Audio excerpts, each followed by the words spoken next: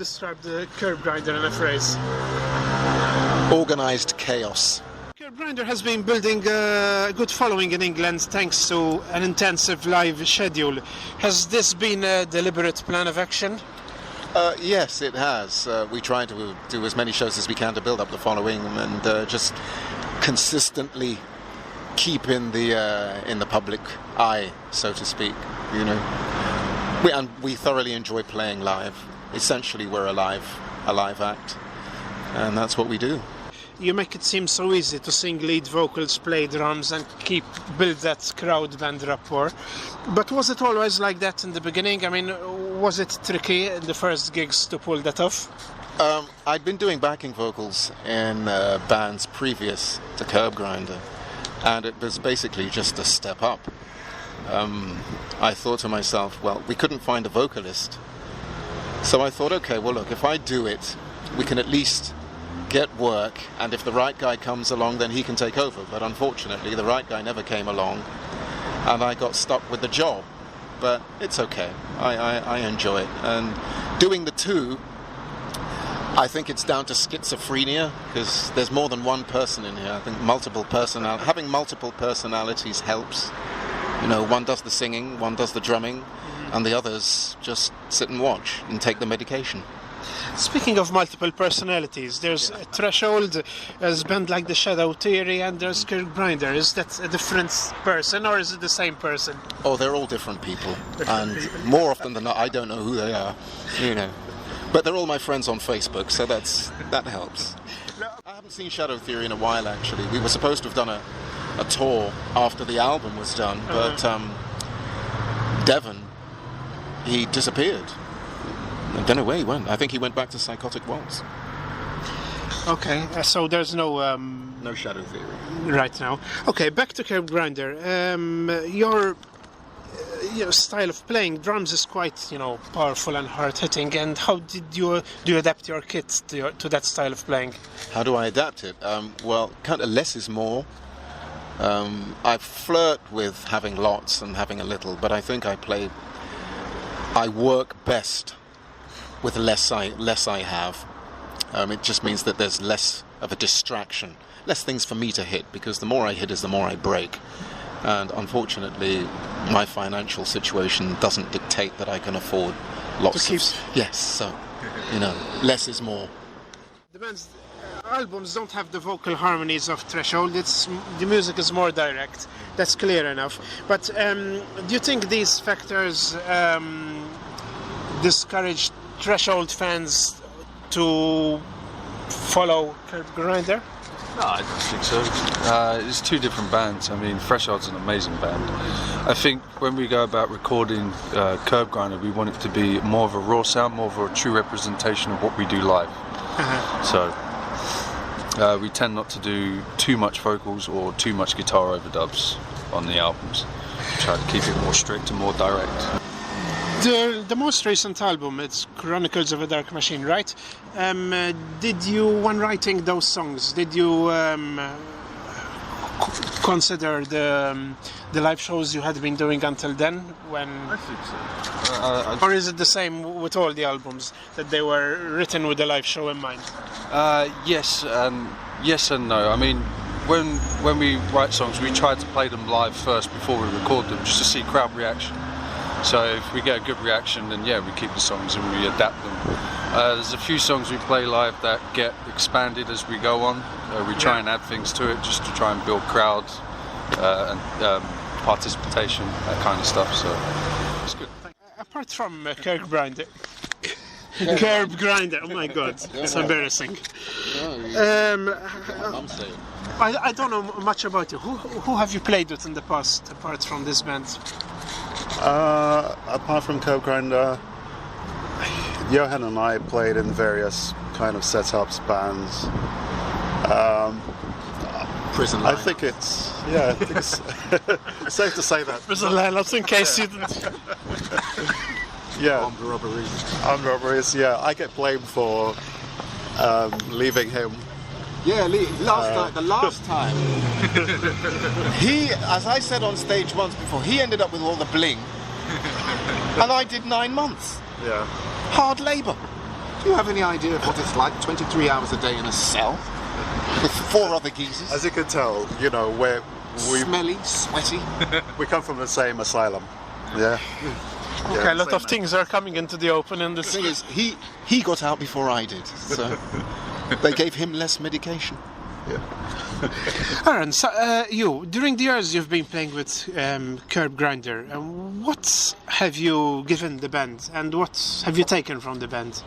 That's a good question. A lot. Yeah, I guess a lot. It's great playing with 2 fantastic musicians. So I play in a couple other. I've been playing in bands outside of Kyrbgrinder as well. Yeah. But always playing with these guys is always a great experience in rehearsal space and live. So I guess taking away, I don't know really. Well, what he has a particular style that we gel very well. We have a rapport. Yeah, that we do works. have a good rapport when we write together. Excellent. About the lyrics of the band, I was taking a look at them before I came here. They have a strong dose of cynicism while speaking about the social ills of mankind. So what is it, Johann, that angers you so much about our society? Lack of medication. Lack of medication, they've said.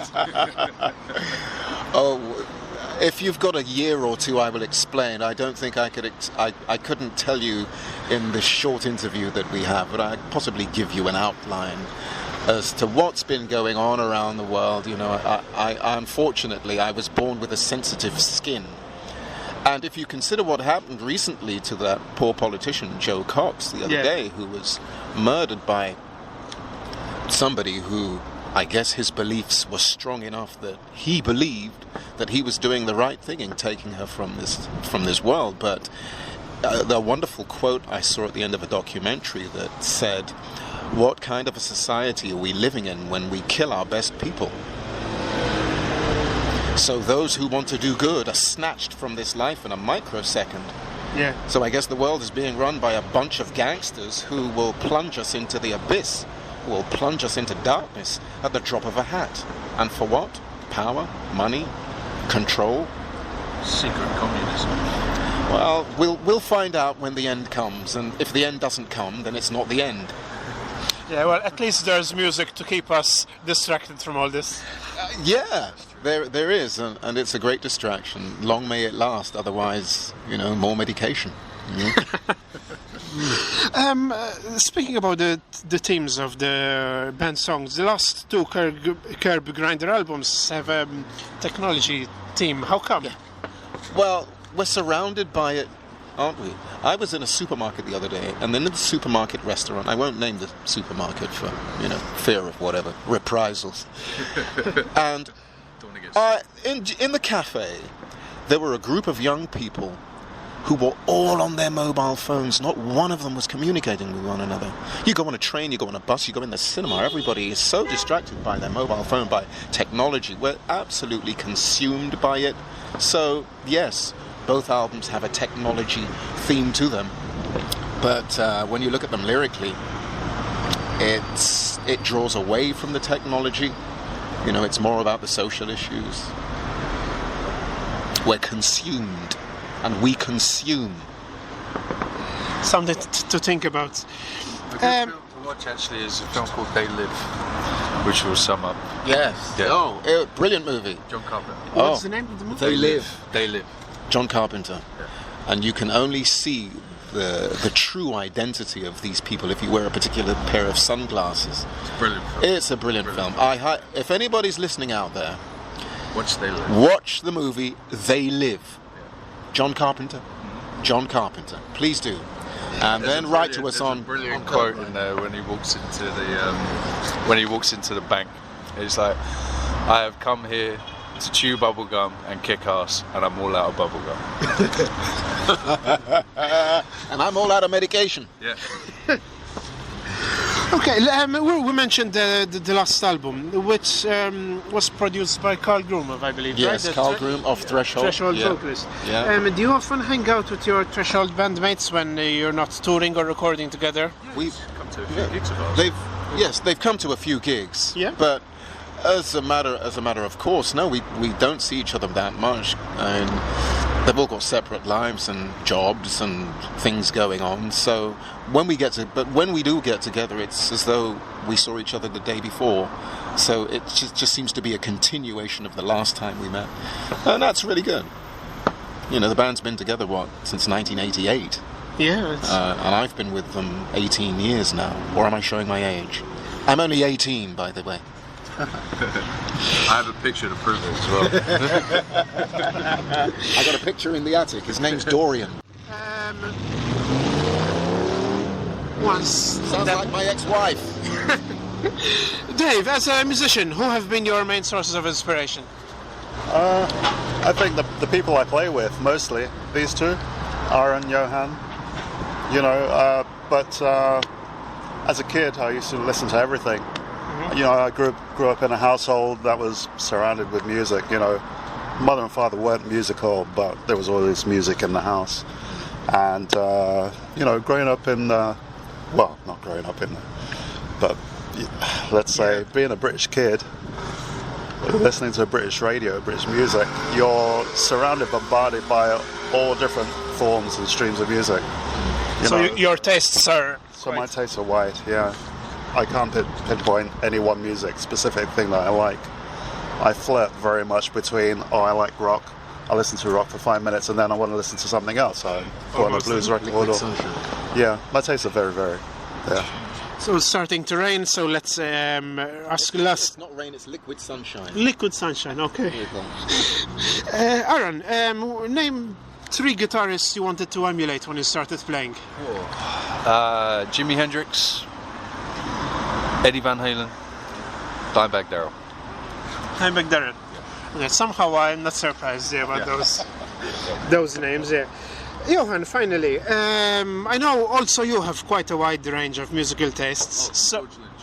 And George Lynch. Oh yeah, definitely. So I was saying, Johann, what really appeals to you about music? It's a good creative outlet, and at an early age I discovered it was going to be one of 2 things, music or sport. I'm too old to play football now, or ice. I used to play ice hockey. I'm too old to play football or ice hockey. And I remember the gig that he did. Yeah, he was playing ice hockey and he dislocated his shoulder. Dislocated his shoulder. Gig. At a gig, you're playing? Yeah. I still did the gig with a dislocated shoulder. I thought the show must go on. So, where did you learn to play ice hockey? At Streatham Ice Rink with the Streatham Chiefs, but I'm too small. You know, these other guys are like 6'4", 6'5". Just the concentration of energy. That's okay. Yeah. Sorry, we went out of subject. But, well, what was the question? What really appeals to you about to me? music, yeah? The energy. I like the energy, the creativity, and the creative outlet it gives me. And I thoroughly enjoy playing live. You know, and I will play live until I can't do it anymore. I will do this until I don't want to do it anymore. And then, metaphorically speaking, I will hang up my drumming spurs. But... it'll be a while yet. Johann, Aaron, Dave, thank you for your time and have a great gig tonight. Thank you very much indeed. Thank you.